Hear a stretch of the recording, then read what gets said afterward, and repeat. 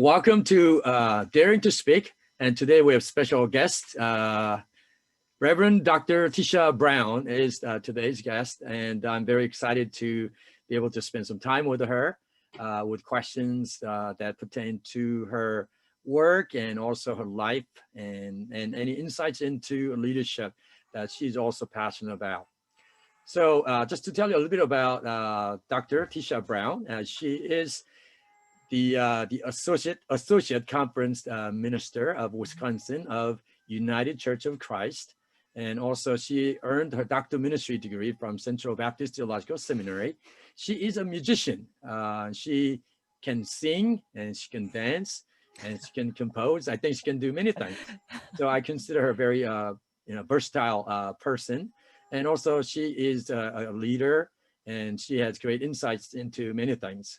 And also she is an entrepreneur. Recently she has started a new gig, bakery business. And I wonder how that is going on, how that is doing these days.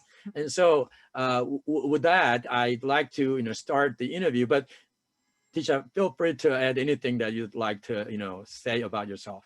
Okay, great. Well, thank you, Dr. Park. It's really wonderful to have this opportunity to talk with you. Yes. And I think you've hit all of the fine points at least. So I'm just here in my basement office in southern Wisconsin where I live with my husband, and just really excited to have a chance to talk with you today. Awesome. So I have prepared some questions, that I want to direct at you. And so starting with maybe hobbies or pets. Do you happen to have any pets at home? No, I am currently without pets. It's just the two of us rattling around here in our house. Awesome. That's very lovely and romantic there. Yeah, it's really nice. I do enjoy quite a bit of the outdoors. So I think that the trees and the birds and the animals in our yard and my garden, those are my like at-home hobbies.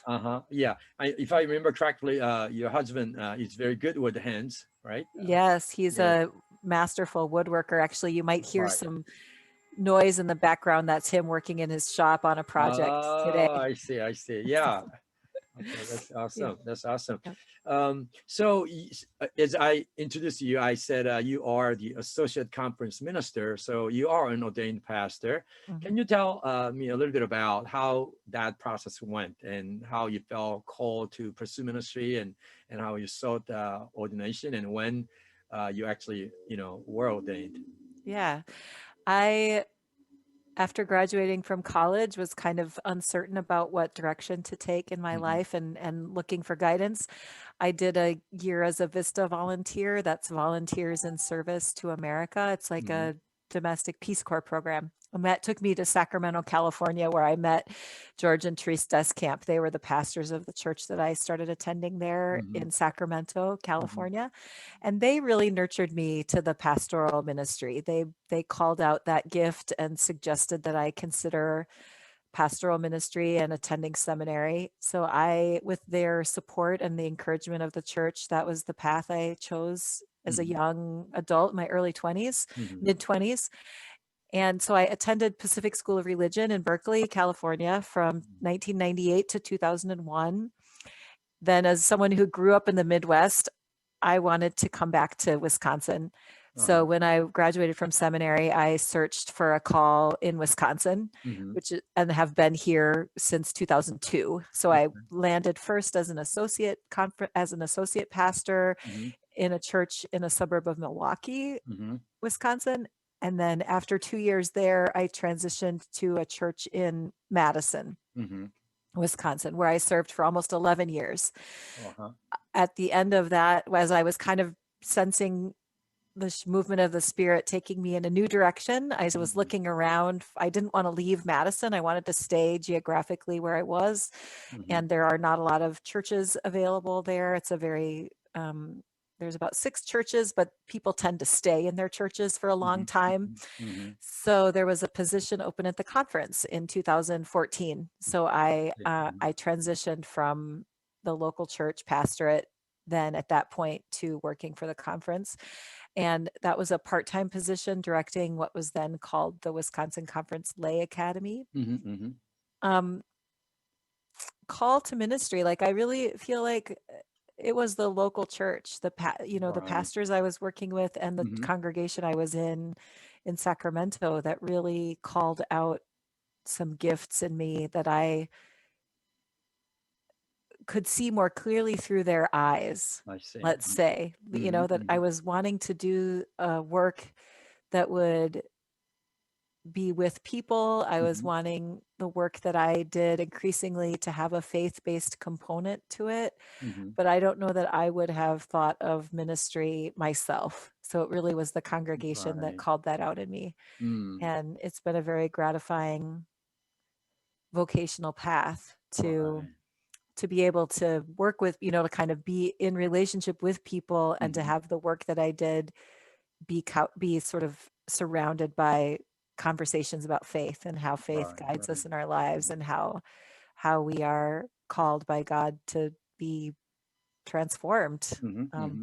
throughout So, our life journeys. right. So there was not only your discernment, but also there was the confirmation and also discernment and nurture of those pastoral leadership, pastors and also the church leaders. I guess they came around to you and supported you. So you served at a local church for the first 1, 2 to 3 years, and then 11 years. Mhm. What would be your number one takeaway or number one lesson that you learned as a leader, as a pastor? It's all about relationships. Uh-huh. That was the number one. As a younger clergy person, Mm-hmm. and especially right out of seminary, I wanted to change the world. I wanted to Yeah. change the church. I wanted Uh-huh. to, yeah, I was convinced I had so many answers. And if people would just listen to me, Mm-hmm. they would know how smart I was and how Uh-huh. many answers I had. And what they very patiently and very lovingly taught me was that if we didn't have relationships with one another, if we didn't have community, Mm-hmm. if we didn't have understanding, if their dreams and what I imagined the Spirit was calling us to weren't in conversation with one Mm-hmm. another, Mm-hmm. if the Spirit was speaking to me in one way and they felt the Spirit was speaking to them in another way and we couldn't find common ground, Mm-hmm. then it didn't matter what a great idea it was, right? It Right. wasn't the right idea or the right thing for this Mm-hmm. particular group of people. And so they really, like the church really taught me that as a leader, you have to listen to your own intuition and your own Mm-hmm. thoughts and ideas, but you also Mm-hmm. have to listen to the people that you're leading or that you're working with. Mm-hmm. And you have to put in the work to get to know people, Right. especially in pastoral ministry. I think this Uh-huh. is true across the board for leaders. Mm-hmm. Mm-hmm. We have to build that trust and build those relationships with the people we're working with. Mm-hmm. And without that, especially in the church, people will not follow you because they won't believe that you have their Yeah. interests at heart or Right. their Right. dreams or desires. So, Yeah. I think relationship is the backbone and the foundation of any, I think, leadership. And you have to be able to win your way into their hearts. And once you have their hearts, it's much easier, right, to do ministry with them.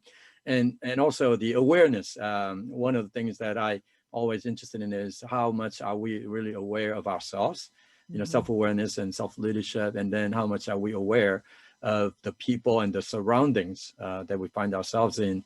If we don't have that kind of awareness, like emotional intelligence would say, you have to have self-awareness as well as social awareness.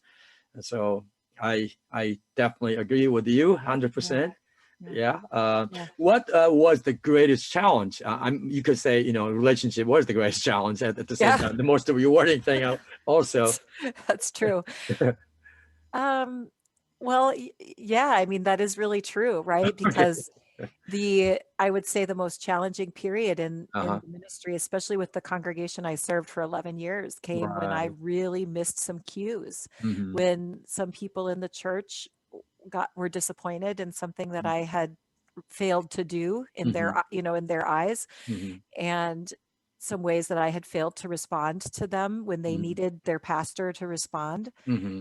And that created some conflict that we had to work through. Mm-hmm. And it was a very hard period because they were very Mm-hmm. unhappy. And it was hard for me to I had to really grow up in that experience because I had to be able to see where I had fallen short, Right. and I had to be willing to acknowledge that. Mm-hmm. And then I had to find a way to stay in relationship with them because it wasn't the kind of conflict that required someone to leave. Right. It was the kind of conflict we needed to be able to work through Yes. and grow through. Mm-hmm. And so it was a very hard, difficult, challenging time, but Mm-hmm. it was also one that I look back on now, I'm so grateful for Mm-hmm. Mm-hmm. because it taught me kind of where some of my blind spots Right. are Yes. and how to be more how to have a thicker skin, Mm-hmm. so how Mm-hmm. to be like, it's okay if people don't agree 100% all Right. the Right. time, Mm-hmm. but we still need to find a way to be in relationship with one another. Right. And Right. so how to kind of reach beyond, like reach across the divide. Mm-hmm. And I think as leaders, like one of the hardest things for me for sure was to sort of acknowledge that I had to take a larger share of the responsibility, like that it really rested with me to Mm-hmm. extend Mm-hmm. in relationship to them. And they met me with that, but I had to kind of take the first Yeah. step, Initiative and step. Yeah. Mm-hmm. and I had to be able to see my shortcomings and acknowledge them, Mm-hmm. which is really hard, really, really Yeah. hard. Yeah. It's really hard for everybody. And Yeah. yeah, and it takes a lot of courage, right? To be able to acknowledge that, our shortcomings and our weaknesses and our vulnerabilities, insecurities too. But Yeah. I think, you grew up, as you were facing those challenges and Mhm. confronting them instead of trying to get away from them. We want to be liked by everybody, especially pastors. We want to be nice and we want to be liked everybody, Yeah. but then that cannot solve problems. We have to somehow learn how to be, conflict competent, and Right. and so I'm glad that you, as in retrospect, really like that experience and those moments that helped you more mature and grow as a leader. So Mhm. that's great. So transitioning to your conference work, right, associate conference minister, Mhm. since you've been serving there since 2014, Mhm. and so can you tell the audience a little bit about what that conference work is and what you do, and what would be the major thing, or the most important thing that your conference will try to do? Yeah. So as I mentioned, I was initially called to work part-time. It Yes. was a half-time position with what Right. was called the Lay Academy. So this Yes. was a lay-focused learning Mhm. program Mhm. for people all across the state of Wisconsin. And they would come 5 times a year to the conference office in southern Wisconsin, and we would do courses on biblical studies and Mhm. theology and Christian spiritual practice and leadership in the church and Mhm. various ministry skills. So it was all geared towards lay people. And I Right. really, it was a very well respected program, is, Mhm. was a very well respected program in our conference, and was very rewarding Mhm. to have a chance to nurture lay leaders from all over the state Right. and to bring really wonderful professors to our conference to Mhm. teach these classes. It was really exciting and fun. And I'm speaking in the past tense because the pandemic, Right. Right. so that work has pivoted from in Yes. person to online over the last year. So that's Mhm. why I'm speaking about it in the past tense. But that's really been the core of my work with the Mhm. conference, has been Mhm. shepherding this program Mm. since 2014 and really guiding it into this new iteration, which was forced by the pandemic, but was a direction we were kind of heading in slowly Mhm. anyway, Mhm. to shift this in-person program into an online environment where larger number of people could access it and where we felt like it could stretch a little bit and grow, Mhm. kind of Mhm. beyond how it Right. had grown up to that point. Mhm. That's been the real bulk of my work. I also do a little bit of work with a team in our conference called the Catalyst Uh-huh. team. Uh-huh. And this is a group that before I was on staff, it was called Church Development and Renewal. And Mhm. it was about trying to help churches develop and grow and maybe start new churches in our conference. Mhm. And so we had a little bit of endowment money and we were giving it in lump sums to ministries in the hope of helping them to turn around. Mhm. And after a few years of doing that, we really realized that wasn't working the way we were hoping it would. And so the conference minister asked me to help this team transition from that mindset to a more innovative, like more sparking of innovative projects, with the idea that if a congregation has got something, even a small project that it's excited about, or something hopeful or positive that is growing or working towards, that will help them to be more vital as a congregation. Right. And so I lead a small team of people. We provide small grants within the conference to congregations that have that either want to expand a project that they've had for a while, so they want to reach into some new area, or that want to start something new.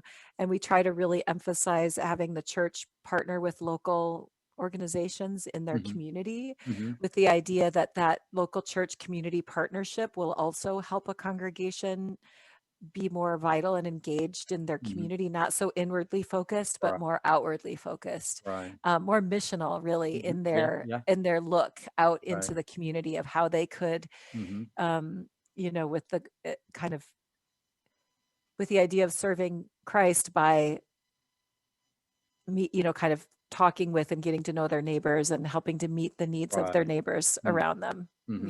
So that's been a really fun process to kind of shepherd that transition from one way of doing things to another way of doing things, and then to figure out how to best do that.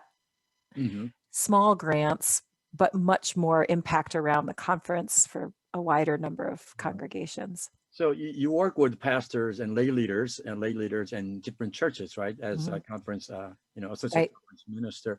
So what do you think is the church? I mean, how are the churches doing, especially in the wake of the COVID-19? How has COVID-19 impacted the churches, and how are they doing, especially within your conference? Yeah, what we have found is the congregations that have strong leadership, whether that's lay leadership or pastoral leadership, or maybe a combination of both, are thriving. They've adapted, they've pivoted their ministry, they've been able to pivot their ministries to be online. They've maybe expanded ministry in some way. They've reached out into their community, maybe in some new way. We collected some funds at the beginning of the pandemic to help congregations pivot their technology so that they could apply and maybe beef up their technology in some way to help support their ministry. So we've seen, some churches where the leadership is really strong, those churches are thriving. And even taking in new members, even, adding new ministries, really maybe some things are not happening, but some new things are happening. And then the congregations that maybe were struggling before are struggling even more now. And so it's been a real, it's kind of painful, really, to sort of see that kind of dividing line happening, where the churches that were doing okay, or maybe were like kicked into gear by the pandemic, like sort of spurred into action, are really thriving in ministry. And then those churches that have struggled more are really struggling even more. And so we're really expecting, we've had quite a bit more turnover in clergy leadership this year because of the stresses of the pandemic and the conflicts around in-person worship versus staying online, and, just some of the additional stressors that pastors have had to deal with and lay leaders have had to deal with. But it's exciting to see, we grieve the ways that the ministries are kind of struggling, and then we celebrate how things are, how the Spirit is blossoming too. Right. Yeah. Like there's that, you have to define the reality that, you are in. And then there's a moment of grief, and also there's the moment of hope.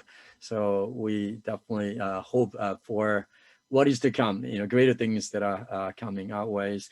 And I know that your DMin Dissertation is really about your, lay academy, right? Lay academy, lay leadership academy. And can you share just a couple of findings that as a result of your research and project? Yeah, my primary question was to just muse about why and how that lay academy program was so successful and so well regarded. I took an appreciative approach. Right. So let's look at what have been the strengths of this program so that as we plan for future growth, we can be sure not to lose sight of, like, we can build on the strengths Right. of that program. And what I found was one of the number one strengths was the community aspect of it. The people would come together from all over the state and they would meet one another and share ideas and share resources and get to know one another and really kind of like have that opportunity to meet other lay people who are as passionate about their faith and about their church as they were. Because often I think the experience of being a really passionate layperson can be a little bit lonely sometimes in the church. If mostly people are like, if you feel like you're like the person who comes to every Bible study, but there's only 3 of you in the room that come to every Bible study, that can feel kind of lonely. Right. So coming to a program like the Lay Academy where you meet, 20 or 30 other people who are as passionate as you are. So I really found that community aspect, again, relationships, like the Right. Yeah. relationships are the key, right? Uh-huh. So that was one really key finding. And then the second key finding was that lay people are hungry for theological learning. That the quality, like what we were providing with seminary professors and people who are really experts in their whatever field it might be, that lay people really are hungry for that learning and can take even just a weekend, which is what we were doing, like just a weekend of seminar. And those seeds that get planted just blossom into incredible ministry when they take it home and start to share it, or they cultivate something, like get an idea and then they talk to their pastor about it, and then maybe they talk to their board of some leadership in their church, or they go into their community with an idea and they say, what would happen if we started a food closet, or what would happen if we one woman who started a ministry to people returning to the community from prison. Like, what would happen if we started to try and meet the needs of these neighbors in our community?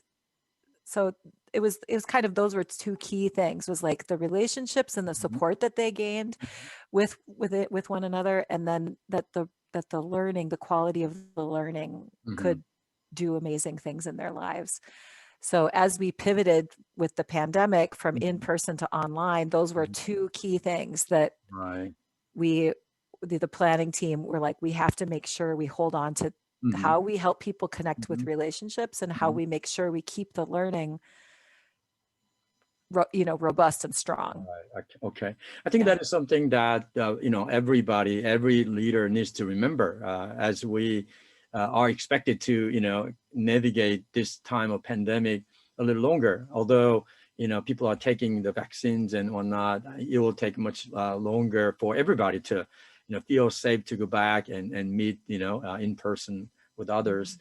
So as we turn online, and as we turn to online education, online training, and online this and online that, relationship, and also keeping it, quality education. I think that those are really 2 important things that I think we need to remember.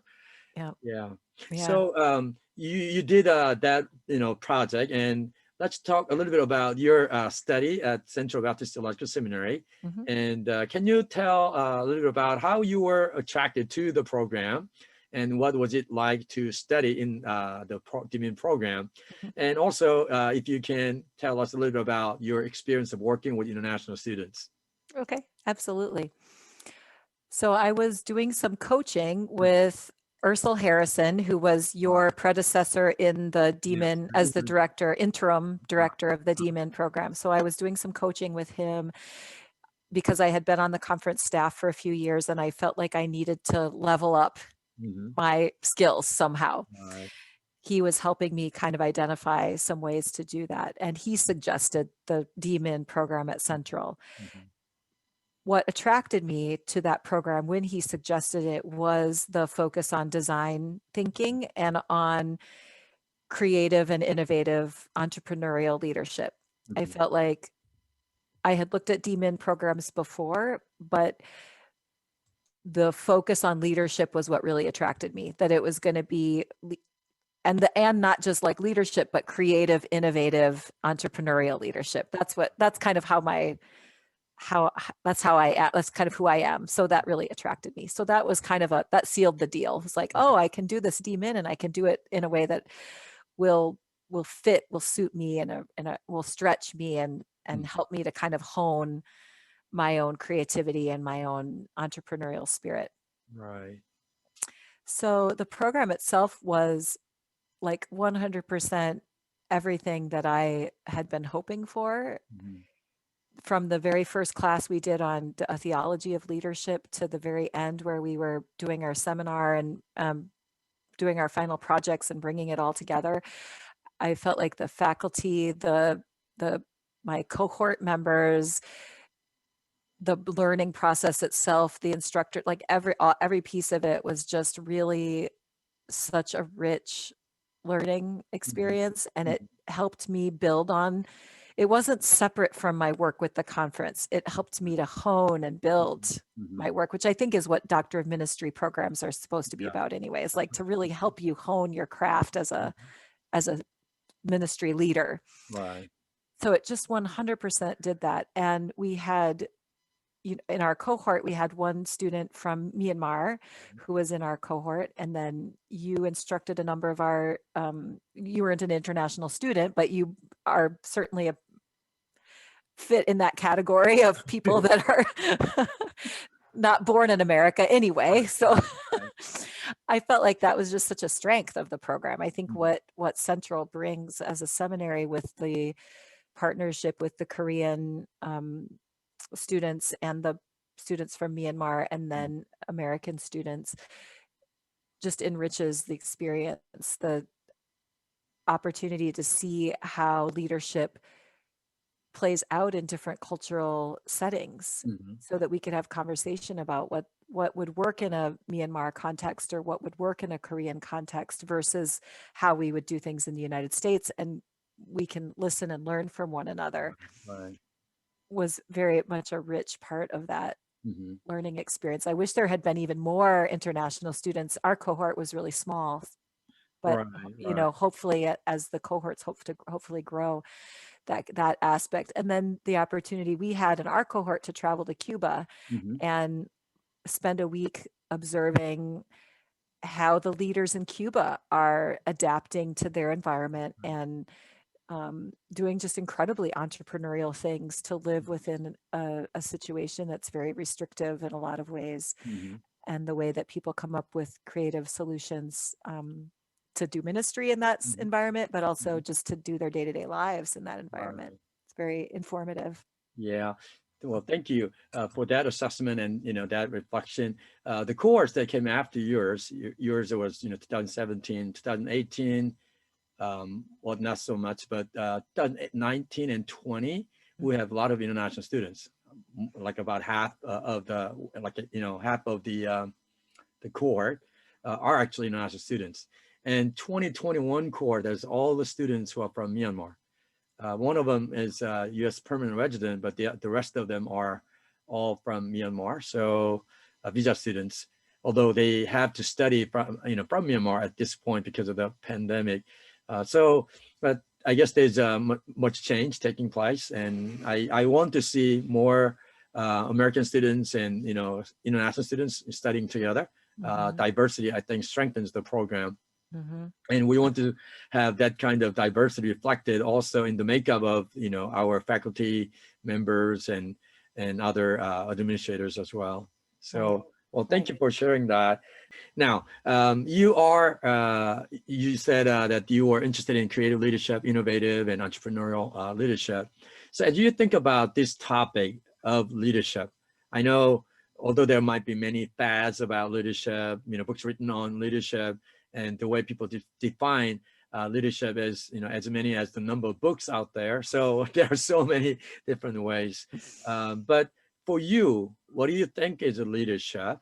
And if you could pinpoint maybe one or two things that you think are the most important things that any aspiring leaders or any leaders need to be really equipped with, what would they be? Well, in addition to what we've talked about, which is like focusing on relationships and then Uh-huh. the emotional intelligence and paying attention to the context where you are, those are three really big keys. I think what I would add to that would be flexibility and adaptability and the willingness to think outside the box. Especially with this pandemic and what that has sort of forced us to do, like to really stretch beyond, like way beyond our comfort zones, in order to be faithful to the call that we have, to lead, and the call from the gospel to serve, to serve and to minister in the world.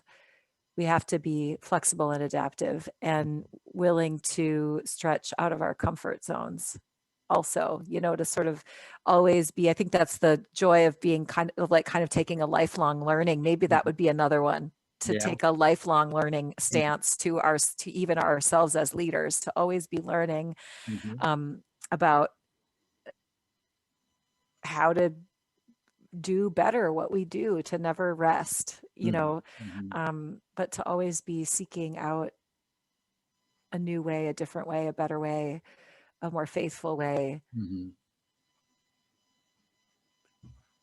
I guess those would be some keys. Yeah, just aligning ourselves with what the Holy Spirit is doing, what God is up to, like to borrow the words of missional church practitioners would say, and also imagine the better future that God desires for any communities, or faith communities and organizations, and even like local communities and whatnot. So then relationship, and also being able to have peace with yourself, and acknowledging your own weaknesses and shortcomings, but at the same time taking the courage to, venture into the unknown in order to strengthen the faith communities that we serve, whether it's denominational or traditionary or whatever it might be, and also constantly think about new ways of doing things. Never rest, but we don't want to get burned out. But continue to align ourselves with what God is doing rather, and what God is really up to. And as we follow His leadership and guidance, we could continue to have that growth mindset, and that learner's attitude that we need to, continue to maintain. Well, yeah, I think that those are wonderful lessons and wonderful things people need to be aware of as leaders. Awesome. Yeah, you said that very well, Dr. Park. You're a good listener. Good listening. Good listening. That would be a key. Yeah, well, thank you. Yes. Yeah. So as we are, finishing our interview, what are some things that you want to say to the audience as they navigate this difficult, turbulent times? Any words of wisdom or encouragement? And also maybe a word about this channel, Daring to Speak. And just one quick thing, although in the past I try to focus on how to help people improve their ability to speak English as non-native speakers of English like myself, I've been transitioning to more emphasis on leadership and design thinking and other things that I'm passionate about as well. I personally have a PhD in leadership studies, and that is what I am really passionate about and want to continue to grow in as well. And that's one of the reasons why I try to conduct these interviews, is to learn, and also to find out what is going on with individual leaders and their ministry settings. So yeah, well, I will just say, as I mentioned way at the beginning, I was looking at some of the videos in your channel, and it reminded me of, as a student with you as the professor, how impressed I always was of your willingness and ability to learn yourself, and to really set an example for how you always are stretching yourself out of your comfort zone and modeling that for your students. So I've always taken that as a role model that I've always been really grateful for, is you talk openly about your process and how you're stretching yourself and continuing to grow. I think Daring to Speak is a beautiful title for a YouTube channel that has these multiple foci. So the daring to speak English, if you're a non-native English speaker, that makes sense. Mhm. I think also as leaders, we have to dare to speak. We Yes, have to dare, we have to take the courage that's right. to speak, to share, like whether it's literally talking or whether it's speaking through our actions, Yes. like you have role modeled always so well.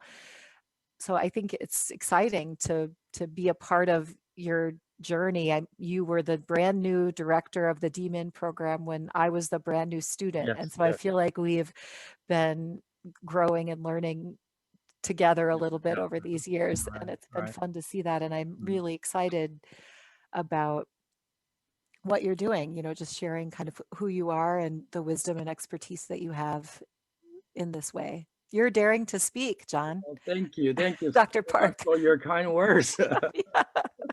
And you also told me, right, you did one thing for this channel. What did you do in terms of your relationship? What you did, like, I'm talking I about. subscribed. That's what I was trying to say. What I was trying to get at. Well, thank you So, for your subscription, and yeah, hopefully others would be able to, listen to the wisdom and the insight that you shared with me, and in this video. So I hope that others would definitely, listen and continue to learn and try to venture into the unknown, relying on God's leadership and God's wisdom. And I think one of the things that I really liked about you is the fact that you also try to live out what you learn, and not only to your ministry settings, but also to yourself and to your spiritual formation, which is not never ending, because we need to continue to grow into the fullness of Christ. So we will not rest in that regard until we go to the Lord. So, yeah. and also you're very entrepreneurial and artsy, and so something that I really enjoyed seeing, and I want to say. Great. Thank you. All right. So blessings to you and to your new work. We didn't get to talk about actually your new gig. Maybe for another time. For another time. Yes. Yeah. Very good. Yep. Yep. Okay. So thank you so Wonderful. much for your time and for your willingness to share, your life and your wisdom and your experience. Yeah. Thank you so much for the opportunity. It's been a pleasure to talk with you. Okay. Thank you. Yep. Thanks. All right.